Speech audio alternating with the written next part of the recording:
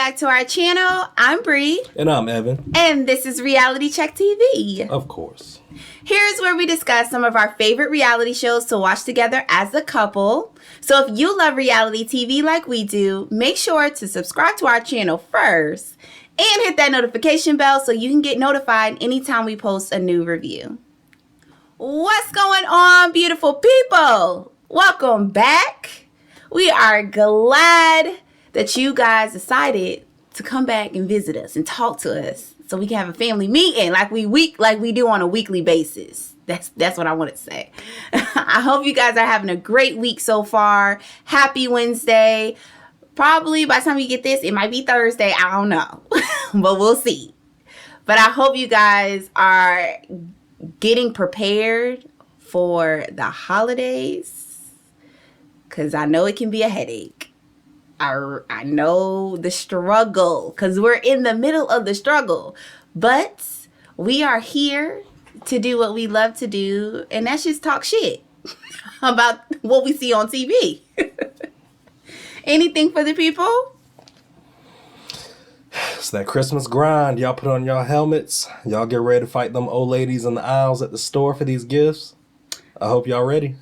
I don't know if people doing that anymore. I don't really know. Black Friday was it wasn't Black Friday no more. And people out here struggling. We all broke. So I don't think people fighting in stores no more. But I digress, a conversation for another time. You guys are here because you want to talk about the so-called love in Huntsville. That's what y'all want to talk about. And I know it.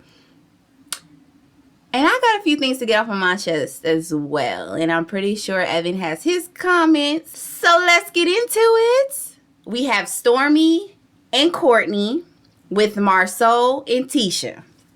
And they're at the pool hall. Y'all know last week it kind of left with the cliffhanger, because Marceau talking about he don't want to learn people's new culture or something like that. He don't want to learn people's culture. He was being a condescending asshole, because that's what Marceau knows how to do. That's the only thing Marceau knows how to do for real is be an asshole. And so that's what he was doing. Stormy peep game. She got a call, luckily, by the grace of God. She picked up the call and walked away. She said, I don't got time for this. I gotta go. And so she's packing up her pool stick. And Courtney's like, you're not gonna finish the game? She like, no, I really do gotta go, babe. Like, I have to go. And here's Tisha. She's like, oh, like, you invited us out. You just gonna leave? Like, you know, what's... And she's like, you know, I got a call. This is business calls. You know how that goes. So now Marceau, you know, he's one of those people that we see a lot on reality TV, and that we see in our everyday life. We all know people that just refuse to understand, right? It's not like they're not capable of understanding, but they want to stick in a place of confusion by choice, so that way we don't have to have a real conversation. And we don't get to call you out necessarily, and you also get to play victim. So his whole role of like, you know, I guess we can't be friends because I don't want them calling me a bitch. Like they're really eager to call me a bitch. So it's just kind of like, yeah, no, like a nice try, but that's not what's happening here at all. He then goes in to say, like, you know, well, guys, if we can respect each other and, you know, can be able to communicate like adults, and we can be able to have a friendship. But if we're not able to do that, it's like, you know, we can just kind of go our separate ways type of thing. And Courtney was like, yeah, like basically, yeah, let's just do that. Stormy, on the other hand, is like, well, no, it has nothing to do with that. It's just that I just don't like the energy. And she was like, the real foul energy started when I met with your wife a couple of days ago. And here goes Tisha. What? Like, oh, you felt some way towards me? Like it was something that I said? And Storm was like, yeah, like your energy was just real janky. So like, it was a turnoff. Tisha is another one of those people that refuse to understand, even though I'm not sure if it's a lack of intelligence or it's just, you know, her choosing to be stupid. I'm not sure yet. But she sticks with the whole like, well, then why did you invite us to a couples night if you had a problem? Like, how was I supposed to know you had a problem? Girl, you came in on the wrong road. Y'all were an hour and a half late. And that was something that Stormy did mention. And I wish Stormy would have kind of zoned in a little bit more on that, because that's even rude. And the fact that you came in and you didn't even acknowledge the fact that you were late. Like, wasting people's time is a big thing for me. And for you to not say anything, but then show up like you all Hollywood, that alone would have pissed me off. Like, we wouldn't even have been able to get to this moment, because I would have been mad about that alone, because of how they act. Like, their attitude is just so entitled. They lack self-awareness. You guys already know how I feel about Marceau and Tisha, but this is just a prime example. And the fact that doesn't, like, it just doesn't click with her. I'm with Stormy. It's like, it's not even worth continuing to have a conversation with you. So Stormy's like walking away. She's like, bye, y'all. Like, and Tisha's steady running her mouth. And I was just like, girl, you're so not worth the time. I think the very first time that we watched this episode, which was Saturday night, I was thinking to myself in real time, like, Stormy really could have went in. Like, I really wanted her to go in. But then I thought about it and I was like, nah, like, Tisha and Marceau are not nowhere near on their level in any way. And I mean that in every single way. They're not on Courtney and Stormy's level. So even to stoop down and play stupid with them, to give them the energy that Marceau, like, yearns for from people, it's not even worth it. It's really not. And Stormy has a lot more to lose than to sit here and go back and forth with you guys, because that's going to rile her up. It's going to rile up Courtney, which is the real big issue. And we don't want to do that. This will turn into a bigger problem than what it needs to be. So I appreciate Stormy just walking the fuck away. Well, Marceau and Letitia came into this already trying to be petty, first of all, for being an hour and a half late. Right. They wanted to stir the pot once they got there. The sarcasm was already in the air for Marceau. He had his little cheerleader, Letitia, behind him. Mm-hmm. Silently cheering him on to take his shots. This was not a double date. This was a double date from hell, for many reasons. I would say Marceau was saved by the phone call the phone call Stormy had. I can tell Courtney's in a much different headspace with both of them, because he didn't give them a reaction because he can give two craps about them. And Courtney just kept laughing. Because Courtney knows they're not worth it. He knows they're not worth an argument even. So for him, he won't about to give them that benefit. They want to see a reaction, because that's all they can get out of this is a reaction, because they can't go head to head with them. They can't go big bank, take little bank with them, because it's not even close. So due to I know you're above me, let me try to get a reaction out of you. Stormy, like I said, you yearned to be a part of this Scott crew, to be around the Scotts, and now you learning your lesson. You should have listened to Mel. Girl, we say that to you every week. But I'm going to get to you in a little while. So, y'all, next thing we have Maurice and Kimmy in the house. Kimmy's on the couch. And Kimmy lets it be known we have a therapist coming, but not just any therapist. It'll be your favorite type of therapist.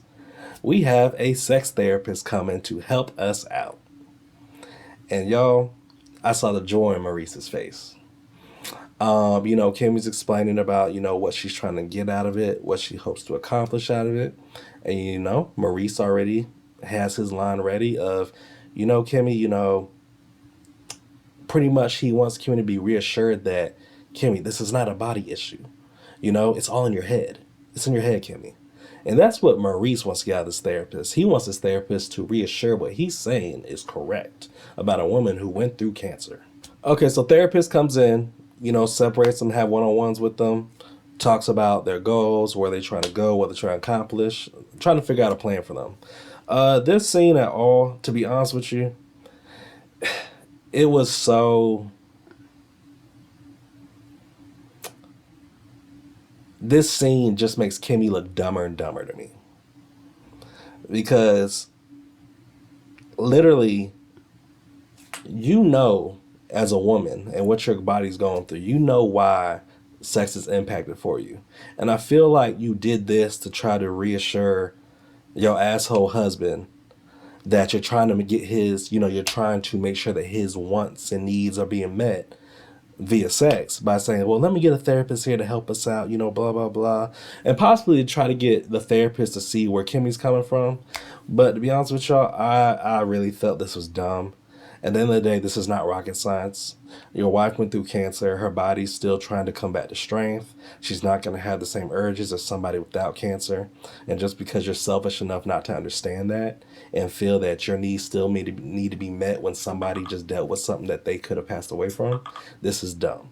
Y'all already know my stance on this whole situation, and I'm not doing this no more with Kimmy and Maurice. I no longer want to bring light to this situation that I feel like it's very icky.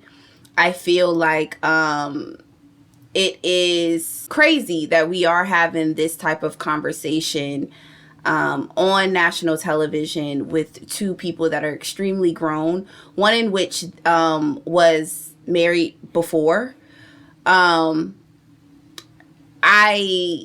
I feel like even in the middle of this conversation that they had with the therapist, their one-on-ones, it's not even just about her having cancer, right? Like, that has been all of our arguments for the last few months. Once we caught wind that this is the direction that Maurice decided he wanted to go towards this season, we've all been like, this woman went through cancer. Like, that's been the hot button point, even for me. But that aside, like, I feel like that's like goes without saying, right? But that aside, when he was then asked, like, even his expectations of sex or what is normal or what would he like, how many times a day would he like to have sex? And his answer has always been he wants it 2 to 3 times a day, right? There is no one, no adult that wouldn't be labeled or diagnosed as having a sex addiction that would expect to have sex 3 times every day. The fact that we're not talking about that, but then we're trying to twist and turn and be flexible and change into a person that fits Maurice's comfortability, and I'm talking about Kimmy, to fit a unreasonable expectation. That is a stupid conversation for me. Like, this is a conversation that I don't need to be a part of. I'm not about to entertain it because it's beyond my realm of understanding and it's beyond my expertise. And at this point, they definitely need to talk to, he really needs to talk to a therapist. Beyond just a sex therapist, he needs to talk to a therapist because this is a problem. And so I feel like we're entertaining something that is unhealthy by constantly having the conversations and having debates about it. I just don't feel like this should be a debate. This isn't reasonable. It doesn't make sense, especially when your partner, whether man or woman, went through cancer and that's still your expectation.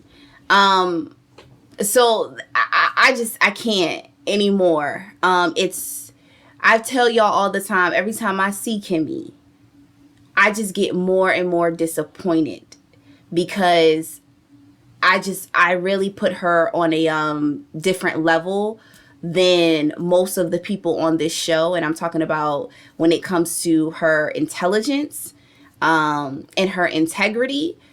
I just felt like she was a little bit different, I guess. And, shame on me for thinking that. At the end of the day, these are all humans still. We all have our flaws. This just happens to be a really big one. And I think that they don't recognize the type of message that they are perpetuating when it comes to relationships between men and women, specifically in marriage. I really don't think that they know the type of damage that they're doing. I don't.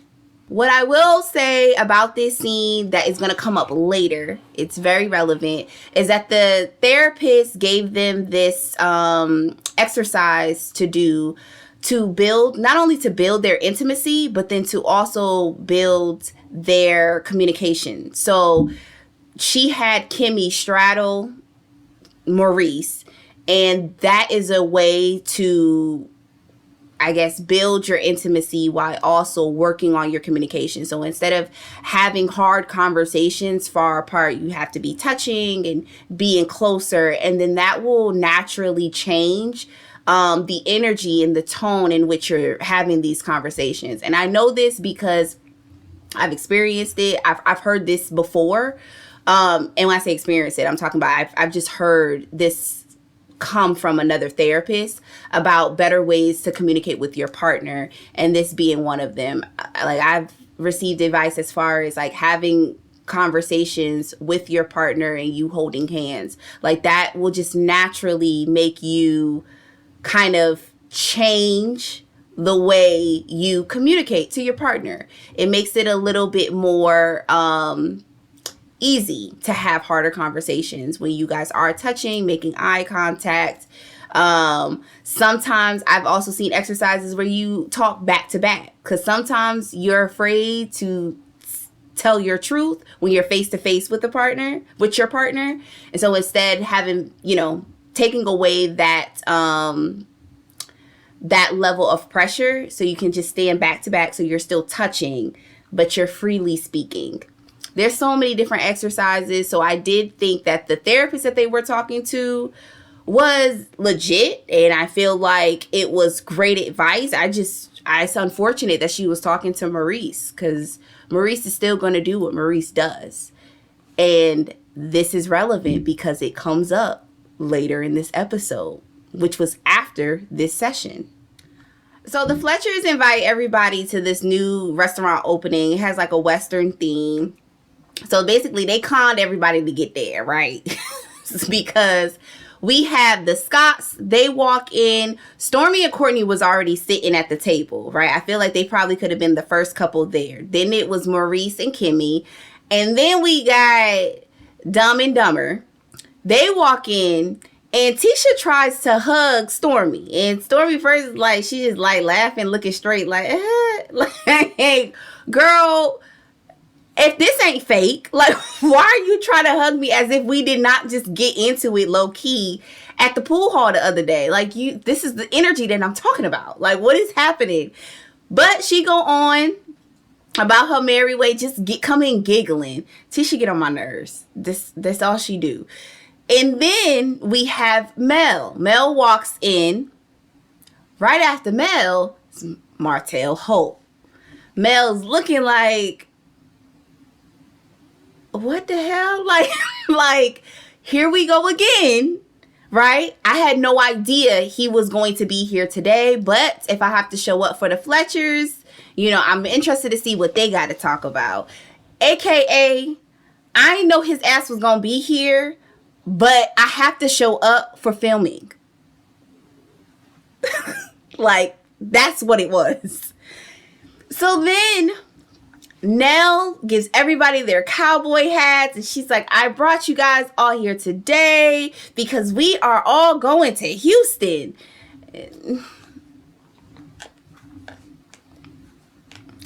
We are all going to Houston. We all going to stay together. It's not optional. Everybody has to go. We have, we're adults, so we have to act like adults. She gets her little disclaimer. Wrong road. Red flag number one. Red flag number one was, once again, you inviting everybody to a common place, and yet you just don't let me know that my ex-husband is going to be there. Again, in the real world, if you are my friend, why would you not give me a heads up?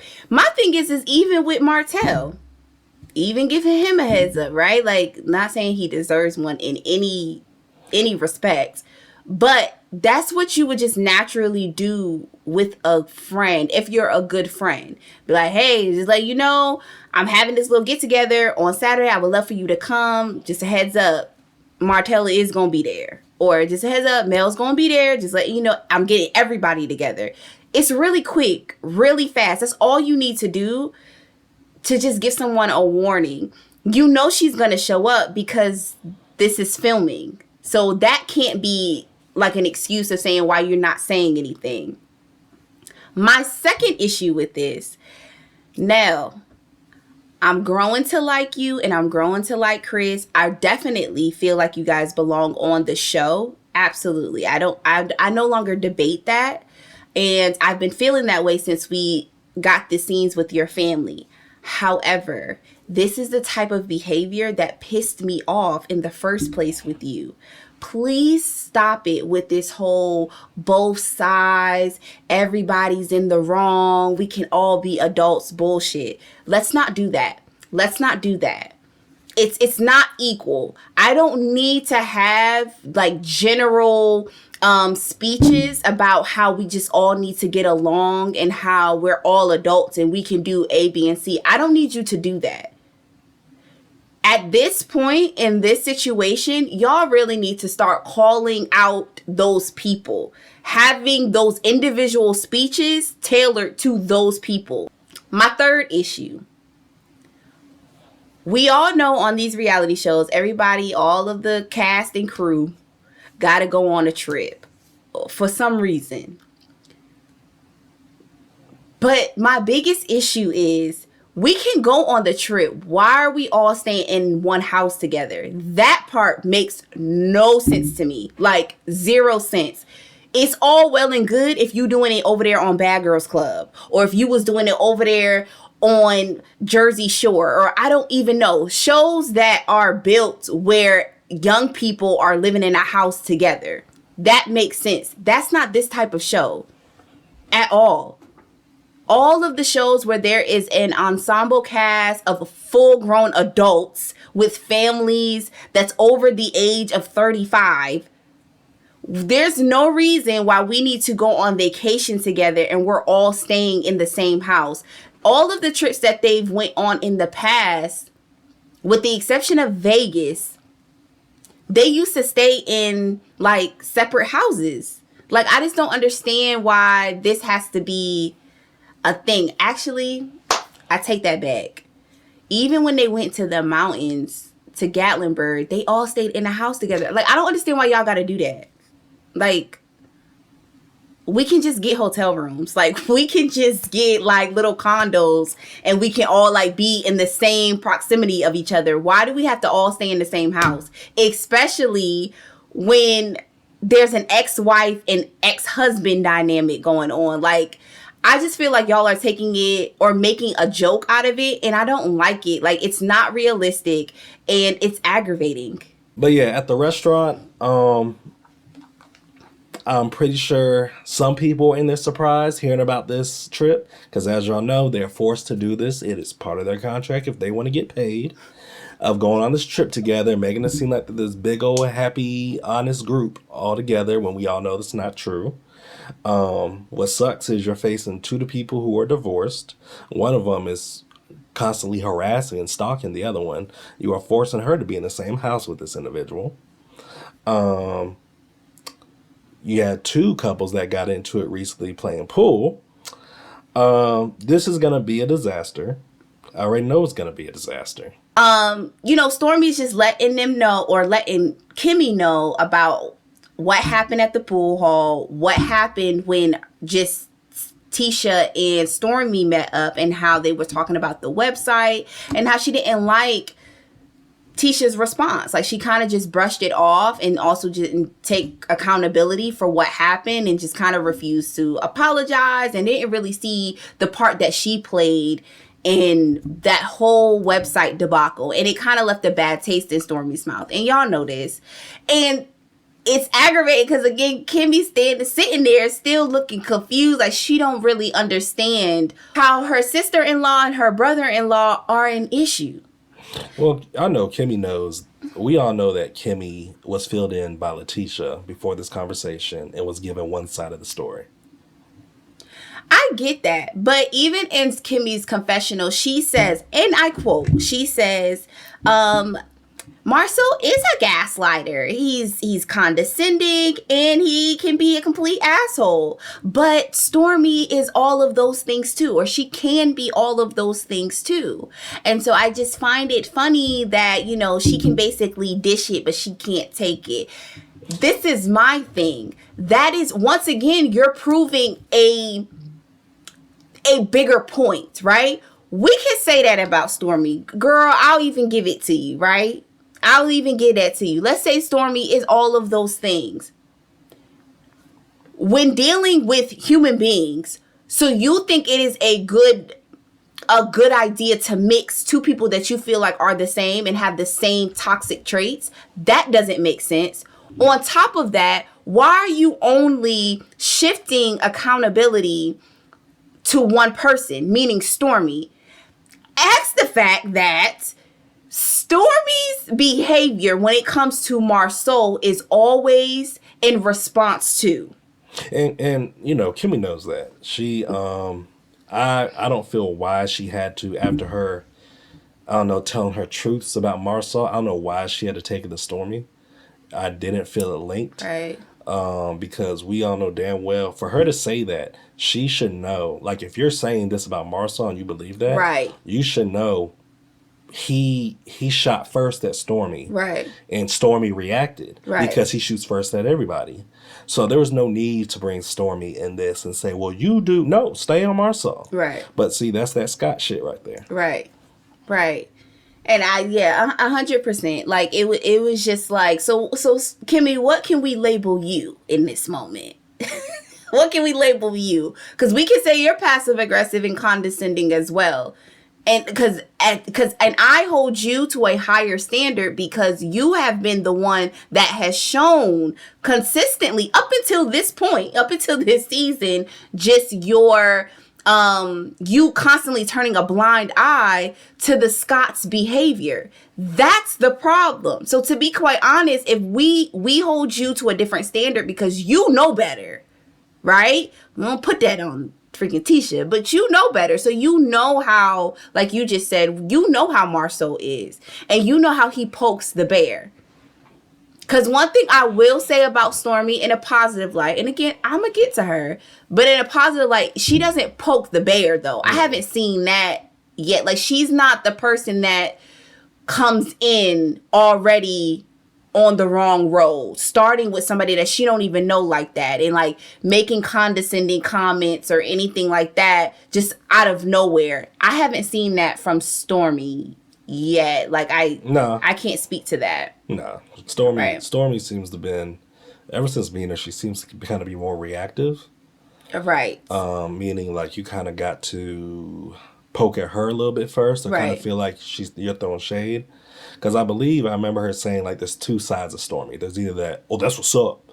And right. What's the other side? I forgot what she said. That's what she said. She said it's either like, you know, I can be mellow and like, where's my sage, Stormy, or it can get to 100 real quick. She doesn't have an in between. And now I will say, as an adult Stormy, that is something that you need to work on, right? Like, it can't be we're at a 1 and then we only have a meter that goes from 1 to 100. Right. Like, you can't do that. Like, you have to be a little bit more in control of how you react to things.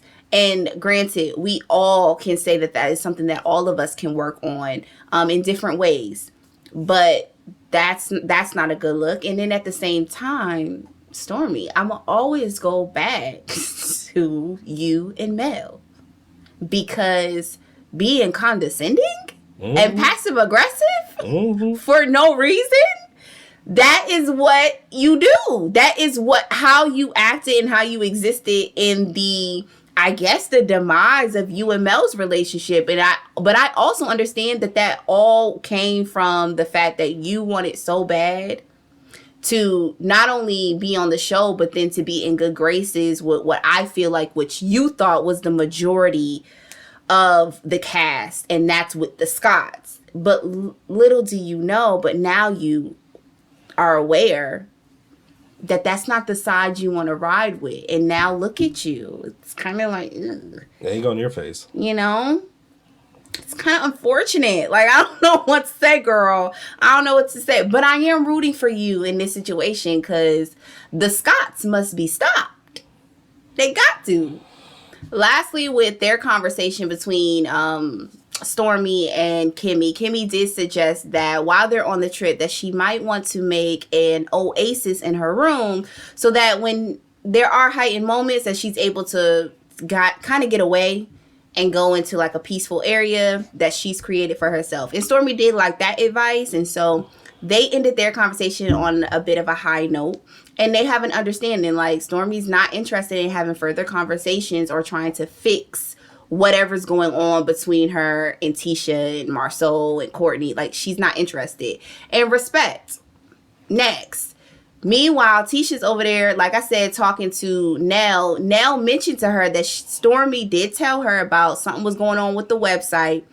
And Tisha's like, well, that's what I'm talking about. Like, Stormy's giving mixed messages. Like, you say you're over it, but then here you go telling Nell about the whole website stuff. Like, it is.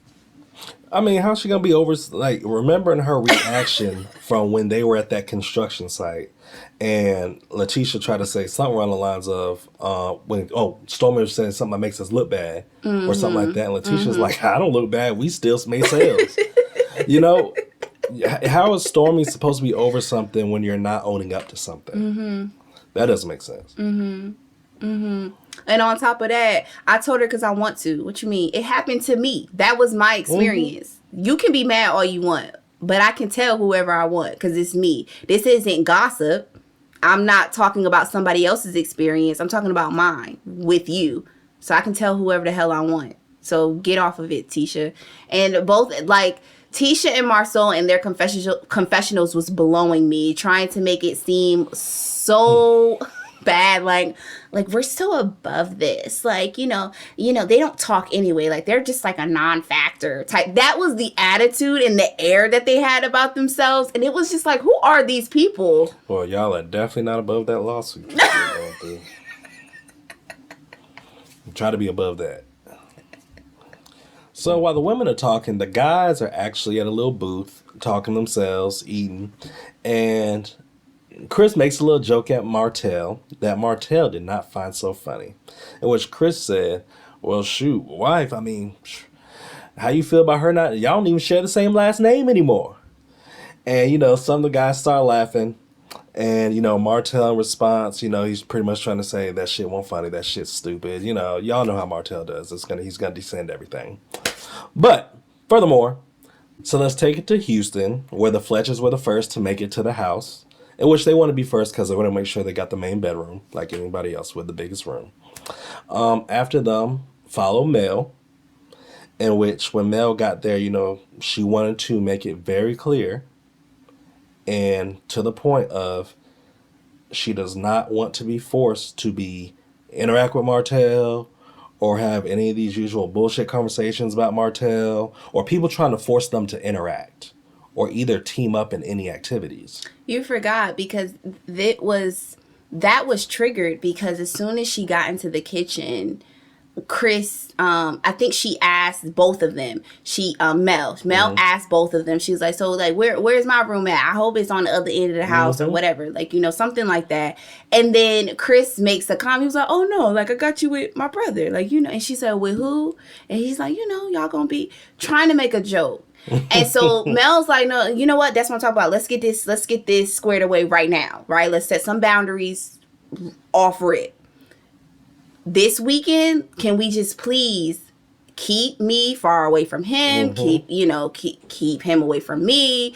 Let's not even put our names together. Like, let's not make it into a thing. This is what Mel's talking about. Who was she having a conversation with when she said the same exact line? Oh, last week when they were at the nail salon. And she was explaining to Kimmy's ass and Tisha about how like every time they're together, it's a thing. It becomes a thing. And this is what she means.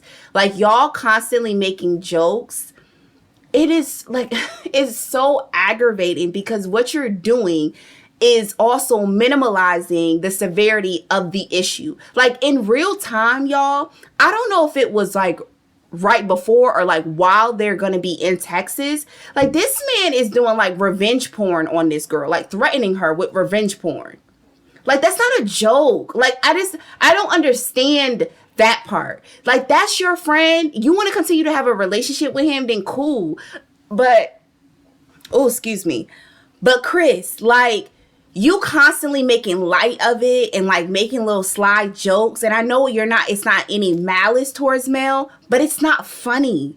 It's not. So stop doing that. Nah, it's not. And they're too busy. It seems like in their group, when it comes to Mel and Martell, they're either always trying to make jokes or somehow trying to force a conversation that does not need to be brought up in front of everybody, or somehow force them to somehow both have to defend themselves in front of everybody, which leads to something more. Right. And, you know, it's got to the point where we're on the 6th season. Like, thank you. It's time to let that shit go. Right. Like we understand what they're going through. Y'all are pretty sure what they go through on social media. Yeah. End it. It's not funny no more. Like, it's kind of getting old. Right. And it's also, it's just, like I said, it can be also like mean behavior, and it's just weird. It's cringy at this point because, again, us as viewers, if you're loving Marriage Huntsville fans, like if you're an actual fan of the show, then I know that you guys also know what happens on social media. You know what's happening in real time, and y'all already know. So when you have that information in the back of your head, shit like this ain't funny. Like, it's just not. Like, I mean, come on. Like, let it go, bro. For real. Definitely need to let that go. For real. And they're not, because we have seen previews for the season, at the beginning of this season about, like, the trip. Yep. And so if they're going to make it into a thing. That's their thing. And, you know, I remember, what trip did they go on? Was it Vegas? Yeah. A couple seasons ago, they got into it then because Martell had to make a thing about, you trying to be Beyonce, trying to spark Mel up. You know, it's every trip. And he has done so much damage since that trip. So I just... And, you know, and to be honest with you, when y'all look at it too, anytime somebody somehow tries to bring up both of them and get both of them to somehow defend themselves or anything, Martell never has a problem with it. Because I think he likes when somebody brings it up because Mel has to talk. Yes. And he gets to attack Mel, and like he wants to perform in front of other people. Because I think also like his goal is to try to make Mel look bad and to get her out of her bag, right? Like that's his whole thing. Like, let me get you out of character. Like, come on. And he gets a rise out of it because it, in his mind, and for a lot of people's opinion is if you react, that means that you care. And that's just, I don't feel that way. I don't feel that way at all. I don't. I see the point that people try to make, but I just don't think that. I mean, it's a 50-50 thing. Like, I see that point, but then some people are going to react because, number one, they're getting tired of it. Right. You've done it for so long. Right. I'm going to defend my name because you're lying. I'm not about to let you lie, and then people feel like it's true because I'm not saying something. Right. So, no, like, it's 50-50. Right. But soon after Mel comes, as we all feel this is set up, and, you know, let the climax come, let the red carpet come, Martell Holt walks in the building. You know, says his pleasantries to Chris and everything. Asks, who else is here? In which Chris lets him know that Mel is here. And as soon as he says that, you know, Nell and Mel are walking back in towards the kitchen. And Martell's like, oh, hey, Nell, hey, Mel. And, you know, can't blame Mel for not saying anything. She ain't say nothing. Nell ain't say a thing. She wasn't even phased. I think she asked Nell another question about seeing something in the house. No, because when they walked in, Nell's like, oh, hey, Martell. So she starts walking away from Mel, and Mel's like, oh, you gonna go over there? Okay. And so she keep walking, and then he repeats it. Hey, Mel, how you doing? And she's like, Deuces, nigga. Like, why are you talking to me? Let's not. Don't even acknowledge me, bro. You are lucky I'm not on your ass right now. You lucky that, or the moment he get out of line even a little bit with me. I mean, there's so many kitchen products in here. And, I think it was funny, too, because prior before Mel walked by, Martell's in his confessional talking about, I think, we can be able to talk during this trip. Like, Martell's, he didn't say it, but I know he wanted to say do for the kids. But he felt like they can coexist. They should be able to talk. Blah blah blah blah blah. And then it's funny because then once Mel walks by, Martell said it multiple times. Hey Mel, and she just throws up the hand to get him to shut up. Martell's like, it's cool with me. We ain't gotta talk. Blah blah blah. Martell, now you would slide down the wall at some point and have a breakdown if Mel did not acknowledge you during this trip, because he's living the dream right now. Every chance he gets, despite whatever he's done in the past, he feels like it's a new season to try to get Mel back. Here's why he about to bring a girl into the house, but we'll get there later. We'll get there later. But he knows he's in the house with Mel for a couple days. Right. He is in heaven. Right. He's gonna first try to be nice and try to see how she reacts. She's not gonna react to that. Then he's going to try to attack and like bait her. That's not going to work. So then he's going to try to make her jealous, right? So now it's gonna be, let me bring a random chick into this house who it was probably that bird that he got a baby with, but because she's super thirsty. That bitch be on call. Like anytime Martell needs shit, oh, you need me? Oh, Mel's there, let me come. Like she is first. So we know. Because she was so our next guest that come in the house, we do have the Scotts that come in. And while the Scotts are there, pleasantries and all, Nell makes an announcement, letting them know that her and Chris were the first ones there. They already picked out their main room, which is of course y'all know the big room. And then they let them know that, look, we've already done room assignments, and we have done it based on relationships and situations.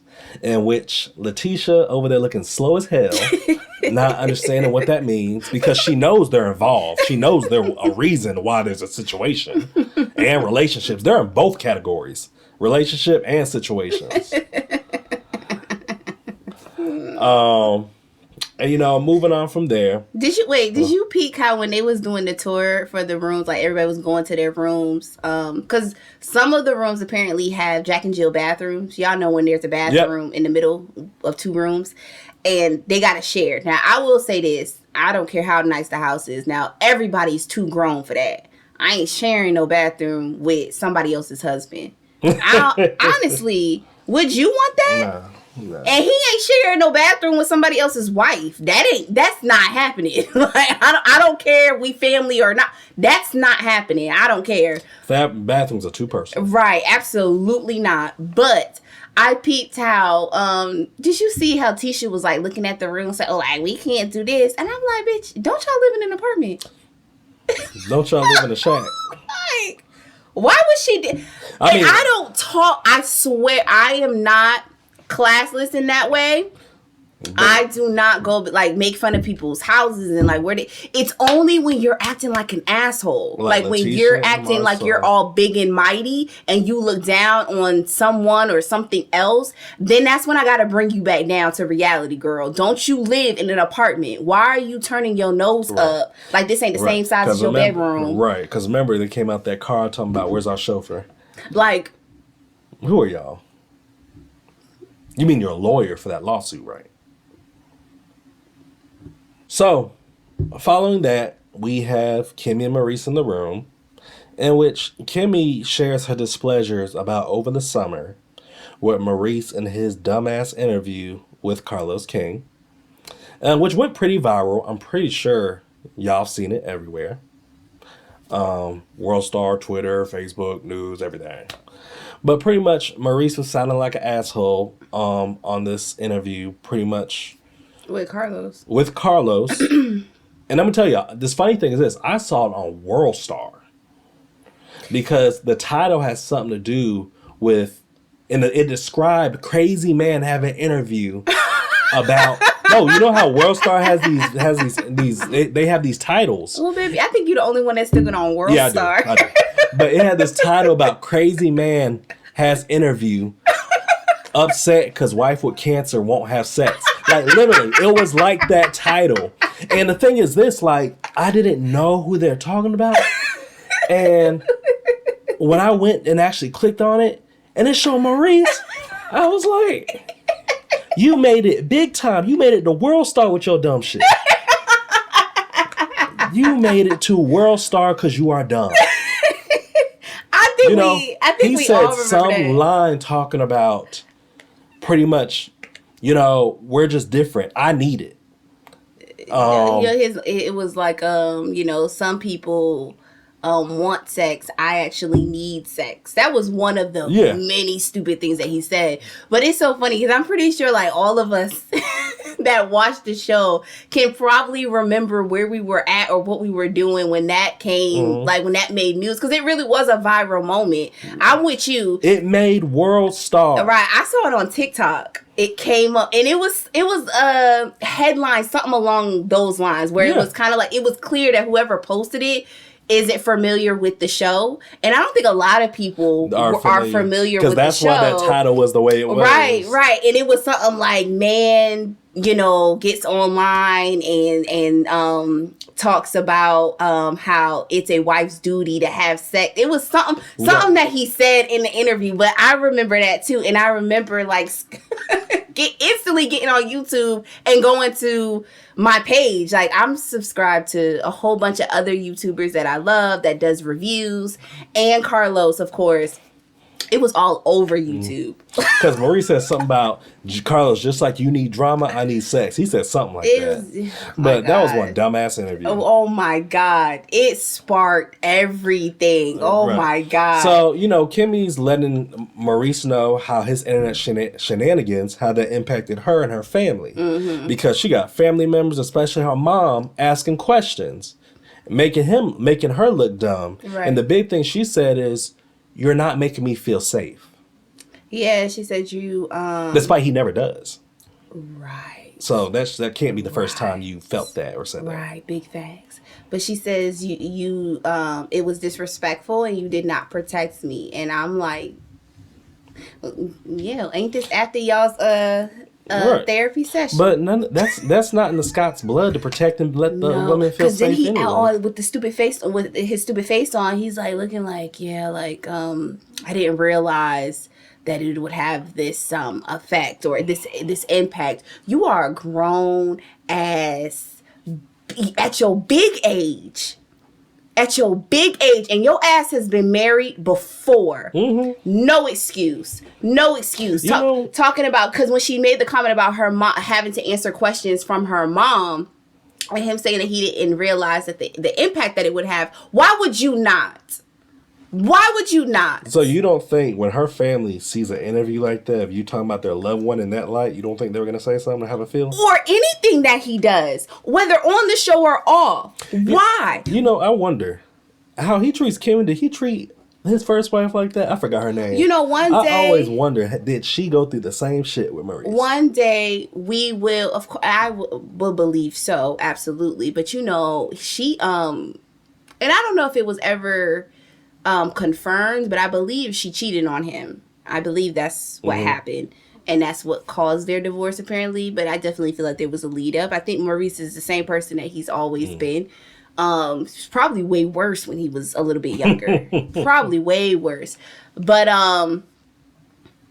no freaking excuse. Like, go to hell with this. Like, are you kidding me? No excuse. Like, this is disgusting. You got on the internet and was perpetuating, and I don't care how anybody feels about it, perpetuating rape culture. That's exactly all I was getting from that damn interview. The disgusting shit that he was saying out of his mouth, I was over all of it. And the fact that she doing what a lot of black women always gotta do, she gotta do damage control. Then the next week they had to go like on a freaking press tour with, sitting in interviews answering questions that he was making it worse. When he did the interview with Funky Dineva and what's Claudia Jordan? What's that show? I forgot that show. Oh, TJIF. I think that's the name of the show. When they got on there, and Maurice was making it worse. And all she could do was just like sit, like you could see herself like, dumbing herself down, and then also like trying to like go down in her seat. Like you could tell she wanted to just like disappear and be like leave me out of it. Like he's not even answering the questions, right? Because that's truly how he feels. Like, and to be honest with you, that talk they had in the room, he won't taking her serious, because he even made a joke about when she asked, so what are you gonna say to my mom? And he talking about, oh, you looking good today. Like he's not. Everything's a joke. He's not gonna take it serious. Everything's a joke because he meant every word he said. So. Right. They took this little opportunity to do the little exercise that they learned in the sex therapy session that they had, and like with her straddling him and having the conversation. I'm like, no, like this isn't, to me, this isn't just a mistake or a mishap. That's not how you would handle your wife or partner, right? No matter who you are married to, whatever, it doesn't matter the gender. That's not how you would handle someone or represent someone that you love and that you have a family with. That's just not what you would do. This is not a mistake. This is how he feels. This is how he feels. And it's just disgusting. Like, I just cannot get it off of my TV. So, y'all, here comes, I mean, I won't call it the main event, but I'll say... No, it's not the main our event. last charade of the episode. So, Letitia takes upon herself to finally tell Marsau about her pregnancy test that she got from the dollar store. Before she went to meet up with the girls, which she decided to create this narrative because she knows her scenes are dull.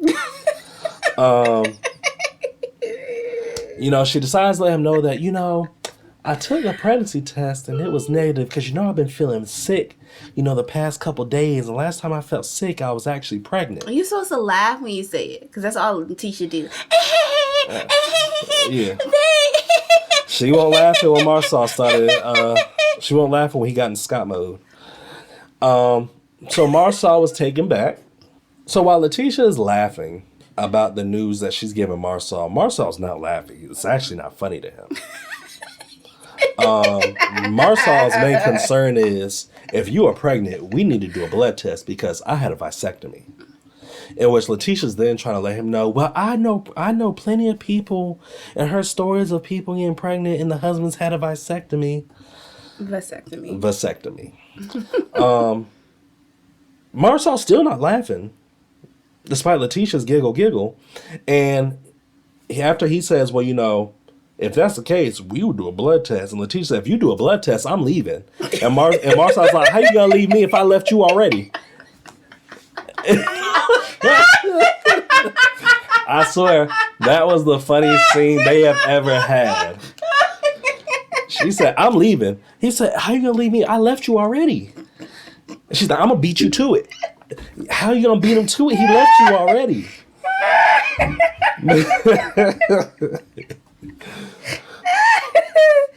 This is funny. It's so funny on so many levels. This sounds like a childish, young relationship where I'm gonna break up with you first.